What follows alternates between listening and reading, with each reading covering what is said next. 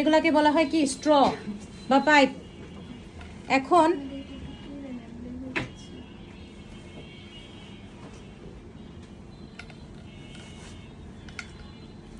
পাইপটাকে একটা মাপ দিয়ে নেব,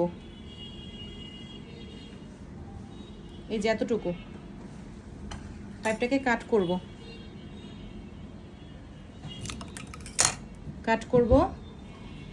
যদি ডেলিভারির জন্য করেন তাহলে অবশ্যই এখানে আপনারা 4টার মতো পাইপ দিতে পারেন। এটা দেওয়ার কারণ কি, এটা যেন স্টেবল থাকে, নড়ে না, বুঝছেন? আর হাইট কেক করলে অবশ্যই নিচে ক্রিমের বদলে বোর্ডে গানাশ ব্যবহার করবেন। তো এখন আমি এখানে 3টা দিয়ে দিব, জাস্ট আপনাদের বোঝানোর জন্য। আমি তো এটা ডেলিভারি করছি না।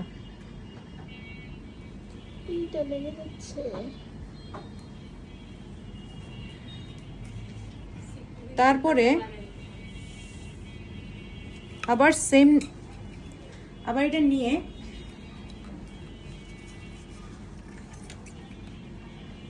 কাট করে নেব। দুইটাই দিই আপনাদেরকে বোঝানোর জন্যই তো। এইভাবে ধরে একবারে গেঁথে দিব। আপনারা এইখানে এই হাইটের কেক হলে 4টা দিবেন, ঠিক আছে? এখন বলবেন আপু এটা তো হোল হয়ে গেল। হোল হোক, সমস্যা নেই, আমরা তো কাজ করবোই এটার মধ্যে। এখন আবার ডিজাইন তো করবোই। এটা করবেন কখন জানেন? ক্রাম কোটিংয়ের সময়।